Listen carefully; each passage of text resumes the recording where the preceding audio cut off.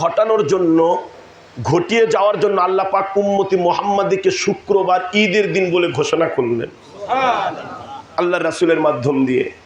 এবার সোমবার যে ঈদের দিন, এর দলিল কি? 21টা দলিল, কম বেশি করে বলছি, অত বলার সময় হবে না, অন্য কথা বলবো। মা আমেনার পেটের মধ্যে যেদিন উনি বুঝতে পারলেন আমার সন্তান আমার পেটের মধ্যে কনসেপ্ট হয়েছে, সবার আগে বোঝে কে? মা। সন্তান পেটে আসার সাথে সাথেই পৃথিবীর বুকে সবার আগে বোঝে কে? মা। মা আমিনা যেদিন বুঝতে পেরেছিলেন আমার পেটের মধ্যে আমার সন্তান রহমাতাল লিল আলামিন তাশরিফ এনেছিলেন, যেদিন উনি এটা বুঝতে পেরেছেন ওই দিন ছিল সোমবার। বলেন সুবহানাল্লাহ। আল্লাহর রাসূল 570 খ্রিস্টাব্দে 12ই রবিউল আউয়াল সোমবার সুবে সাদেকে যখন আসলেন ওই দিন ছিল সোমবার। আল্লাহর রাসূলের যখন বয়স 35, কত বয়স? 35। হাজরে আসওয়াদ খানায়ে কাবার সাথে নাই, যেদিন খানায়ে কাবার সাথে হাজরে আসওয়াদ প্রতিস্থাপন করেন ওই দিন ছিল সোমবার। বলেন সুবহানাল্লাহ।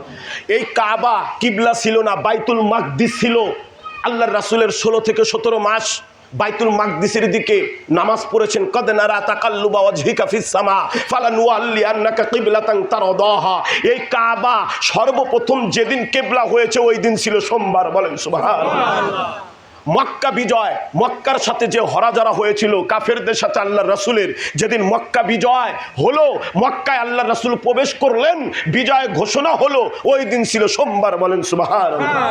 মক্কা থেকে মদিনায় যখন আল্লাহর রাসূল হিজরত করলেন, 10 বছর মদিনায় থাকলেন, যেদিন হিজরত শুরু করেছিলেন পৌঁছেছিলেন মদিনা শরীফে ওই দিন ছিল সোমবার। বলেন সুবহানাল্লাহ।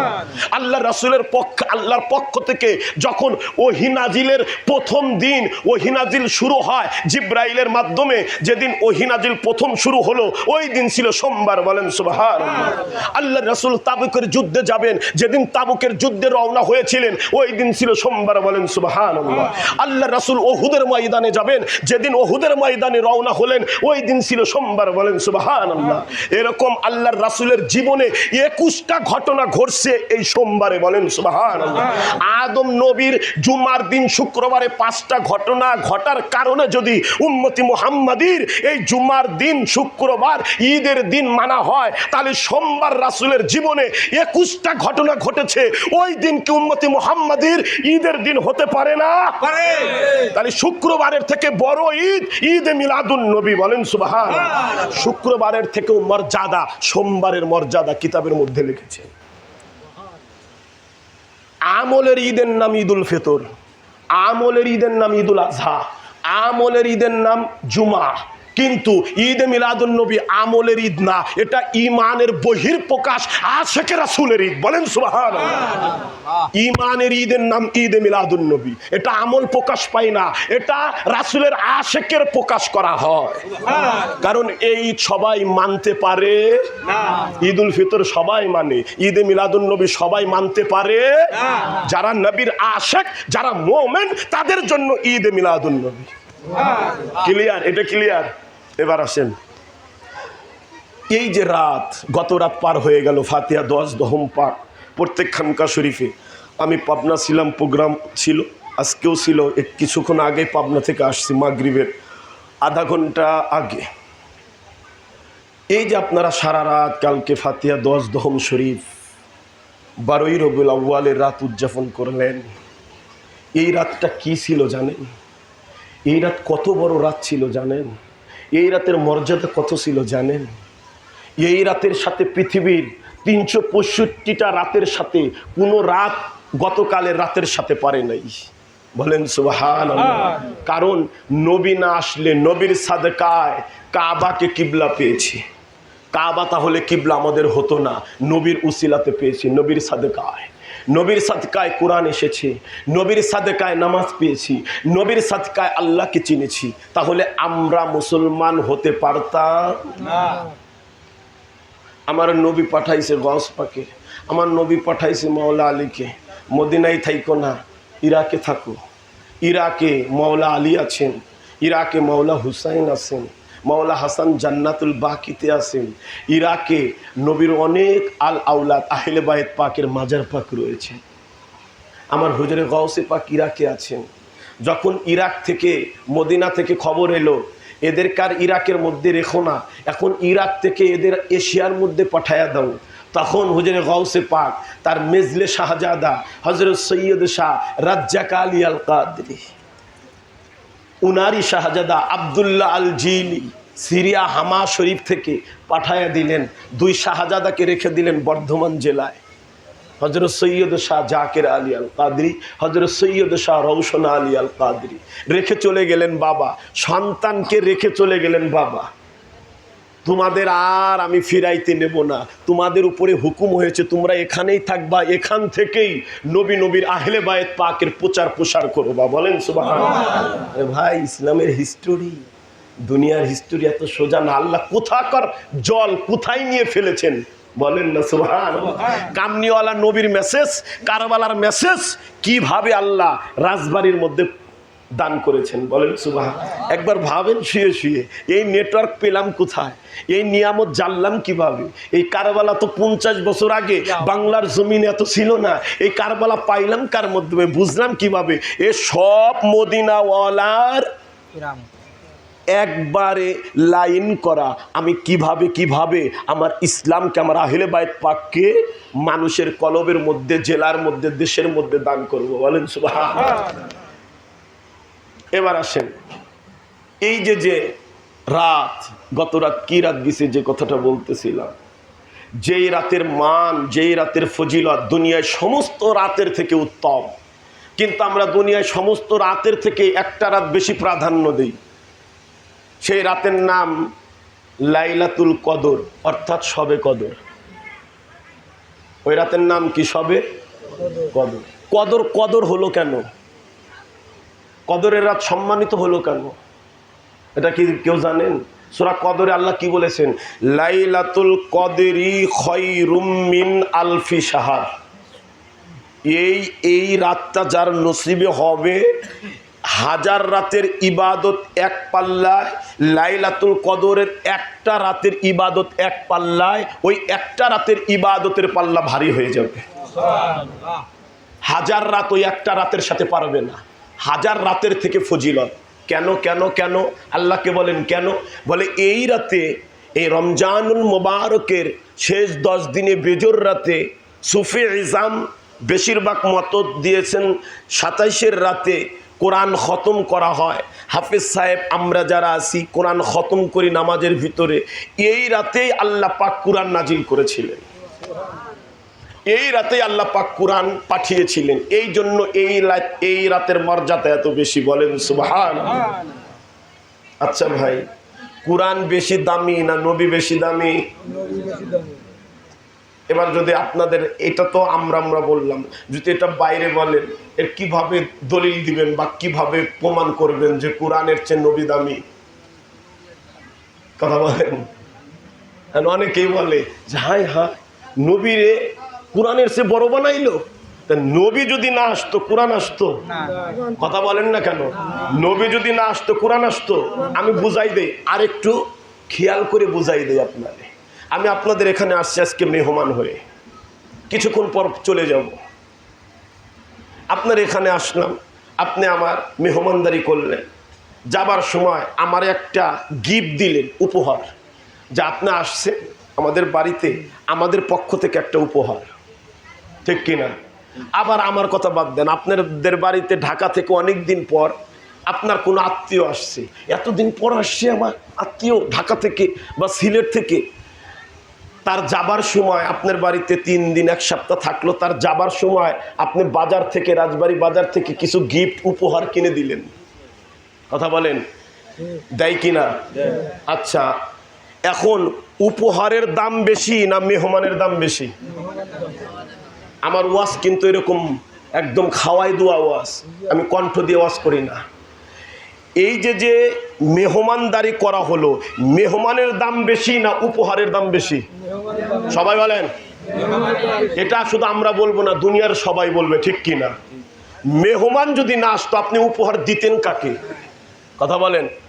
তাহলে রাসূলে পাক হচ্ছে আল্লাহ তাআলার প্রেরিত রাসূল, দুনিয়ায় আমাদের সকলের আল্লাহর পক্ষ থেকে মেহমান। আর ওই মেহমানের গিফট পুরস্কার স্বরূপ আল্লাহ পাক তার হাবিবকে কুরআনুল মাজিদ দান করেছেন। কোরআন হচ্ছে উপহার আর রাসূল হচ্ছে মেহমান। এবার চিন্তা করেন, মেহমানের দাম বেশি না উপহারের দাম বেশি? ক্লিয়ার?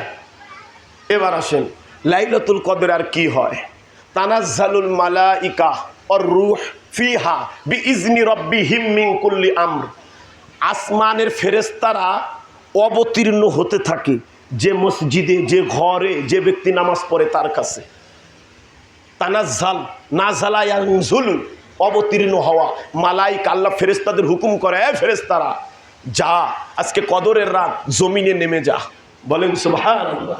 আর রূহ, শুধু ফেরেশতারাই আসেন না, রূহ বলতে জিবরিল আমিনকে বোঝানো হয়েছে। জিবরিল আমিন ফেরেশতাদের লিডার, সরদার, ইমাম। জিবরিল আমিনও নেমে আসেন। নেমে এসে কি করেন? ফিহা বিইজনি রাব্বিহিম মিন কুল্লি আমর, রবের পক্ষ থেকে ওই লাইলাতুল কদরে যারা ইবাদত করে তাদের সালাম সালাম দিতে থাকে। কতক্ষণ পর্যন্ত? হাত্তা মাতলাইল ফাজর, ফজর পর্যন্ত ওই লাইলাতুল কদরের রাত যতক্ষণ থাকবে ফেরেশতারা দুনিয়ার মধ্যে ততক্ষণ থাকবে। তাহলে ফেরেশতারা আসার কারণে, নাজিল হওয়ার কারণে, জিব্রাইল আসার কারণে যদি লাইলাতুল কদর এত দামি হয়, যে রাতে স্বয়ং রাসূলে পাককে আল্লাহ পাক মা আমিনার ঘরে তাশরিফ এনেছেন, ওই রাতের দাম লাইলাতুল কদর থেকে বেশি না কম? বেশি। জিব্রাইল ফেরেশতার আসার কারণে যদি লাইলাতুল কদরের মর্যাদা বেড়ে যায়, কোরআন আসার কারণে যদি লাইলাতুল কদরের মর্যাদা বেড়ে যায়, যে নবী স্বয়ং মা আমিনার ঘরে পৃথিবীতে ঈদ মিলাদুন নবী 12ই রবিউল আউয়ালের রাতে তাশরিফ এনেছিলেন। 2 নম্বর পয়েন্ট। 3 নম্বর পয়েন্ট, লাইলাতুল কদর কাদের জন্য বলেন তো? মুসলমানের জন্য? কথা বলেন। কোন হিন্দুরা কি লাইলাতুল কদর পালন করে? না। সহজ করে বোঝানোর জন্য আমি এই আয়াতটুকু বেছে নিছি, যাতে আপনাদের সহজ করে, আরও রাসূলের পাকের সামনে অনেক অনেক অনেক অনেক আয়াত রয়েছে ঈদে মিলাদুন নবীর সামনে, যাতে আপনারা বুঝতে পারেন। এই যে লাইলাতুল কদর, এটা কি কোনো হিন্দুরা করে? না। বৌদ্ধরা করে? খ্রিস্টানরা পড়ে? ইহুদি, নাসারা, নাস্তিক? একমাত্র মুসলমানের জন্য লাইলাতুল কদর, ঠিক কিনা? এবং শুধু মুসলমান না, শুধু উম্মতি মুহাম্মাদের জন্য খাস লাইলাতুল কদর। অন্য কোনো নবীর উম্মতের মধ্যে এই লাইলাতুল কদর ছিল না। লাইলাতুল বরাত ছিল না, লাইলাতুল মেরাজ ছিল না। সবে বরাত, সবে কদর, সবে মেরাজ, এই সব কিছু উম্মতি মুহাম্মাদের জন্য আল্লাহ পাক দান করেছেন। অন্য নবীর আমলে এই সমস্ত রাত ছিল না। এরও ঘটনা আছে, ওদিকে যাব না। তাই এই লাইলাতুল কদরে নামাজ পড়ে কারা? যারা উম্মতি মুহাম্মাদি, ঠিক কিনা? কোন অমুসলিমের জন্য লাইলাতুল কদর? এবার আসেন, তাহলে লাইলাতুল কদর কোনো অমুসলিমের জন্য না, কোনো হিন্দু খ্রিস্টানের জন্য না। কিন্তু আমার আপনার নবী, উনি কি শুধু মুসলমানের নবী? কথা বলেন না কেন? জোরে বলেন না কেন? ভুল বলতেছি? আমার আপনার নবী কি শুধু মুসলমানের নবী? না। উনি কার নবী? কার? সবাইকে, মানবের না। উনি দানব। 18,000 মাখলুকাত, জিন, ইনসান, পাহাড়, পর্বত, নদী, নালা, খাল, বিল, মক্কার মরুভূমির বালুর নবী রাহমাতাল লিল আলামিন। পাহাড়কে জিজ্ঞেস করেন, এই পাহাড়, নবীরে চিনুনি? আবু জাহেল লুকায়া হাতের মুঠো করে কি জিনিস নিয়ে আসছে নবীর সামনে। বলে, ভাতিজা, তুমি অনেক বড় জান্নেওয়ালা হইছো, তোমার অনেক সোনা মক্কায় ছড়িয়ে পড়তেছে। তা আজকে আমার একটা, তুমি নাকি অনেক কিছু জানো, তুমি নাকি আল্লাহর নবী দাবি করো, রাসূলও দাবি করো। তা বলতেছে, আমার হাতের মুঠের মধ্যে যদি কি আছে বলতে পারো, তাহলে আজকে আমি কালেমা পড়বো। বলো। অন্য অন্য লোকের সামনে, কাফেরের সামনে নবীর বেইজ্জতি করাবে। এবার নবী পাক মুচকে হেসে দিয়ে বলে, চাচা, আপনার মুঠের মধ্যে কি আছে আমি দেখি নাই, আপনি লুকাইয়া নিয়ে আসছেন। আপনার মুঠের মধ্যে কি আছে এটা কি আমি বলবো, নাকি আপনার মুঠের মধ্যে যে বস্তুকে নিয়ে আসছেন সেই বস্তু বলবে যে আমি কে আছি? কথা মাপবেন, কত বড় কথা। আমি নবী কি বলে দিব আপনার মুঠের মধ্যে কি আছে, না আপনি মুঠে করে যে বস্তু এনেছেন ওই বস্তু বলবে আমি কি আছি? আবু জাহেল কয় কি রে, ওনার ধরছি তুমি বলো, এটাই তো কঠিন। সে দেখে নাই, আবার ভিতরকার বস্তুরই কথা বলে। বাঁচতে তো বড় জাদুকর হইছে, বলেন না নাউজুবিল্লাহ। তখন আবু জাহেল বলে, হ্যাঁ তাহলে তুমি ওই উপরেরটাই বলো, যে আমার ভিতরে কি বস্তু আছে ওই বস্তুই বলুক যে উনি কে। তখন আবু জাহেলের হাতের মুঠের মধ্য থেকে শব্দ বের হয় যে, আবু জাহেল, আমার নবীর সামনে তুই লুকায়া এনেছিস ইয়া রাহমাতাল লিল আলামিন, আমি অন্য কেউ না, আমি মরুভূমির বালুকণা।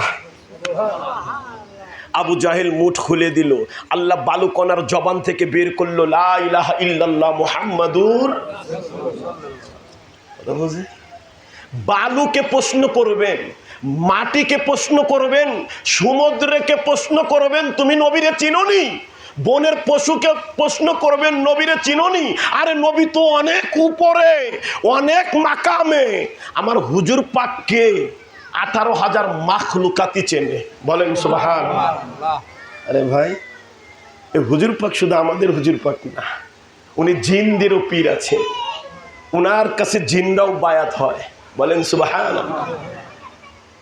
যখন এই কথা বললেন, তখন আল্লাহর রাসূল শুধু আমাদের জন্য নবী নয় ভাই, উনি আল্লাহর এই কায়নাতের মধ্যে আল্লাহর আরশের নবী, আল্লাহর মানে আরশ, কুরসি, কলম, জান্নাত, জাহান্নাম, আসমান, জমিন, লৌহ, কুরসি, সব কিছুর নবী হচ্ছে নবী রাহমাতাল লিল আলামিন।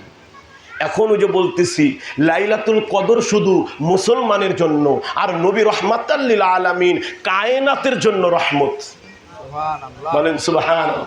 তাহলে লাইলাতুল কদরের রাত বেশি দামি হলো না আমার নবী বেশি দামি হলো? কথা বলেন, উপহার বেশি দামি হলো না মেহমান বেশি দামি হলো? আরে জিব্রাইল নেমে আসার কারণে বরকত বেশি হলো না আমার নবী স্বয়ং নিজে নেমে আসার কারণে ওই রাতের মর্তবা বেশি হলো? বলেন সুবহানাল্লাহ। আল্লাহ, কিভাবে বোঝাবো আপনাদের? নবীর বিয়ে হয় নাই, কি না কি নবী পাকের আব্বা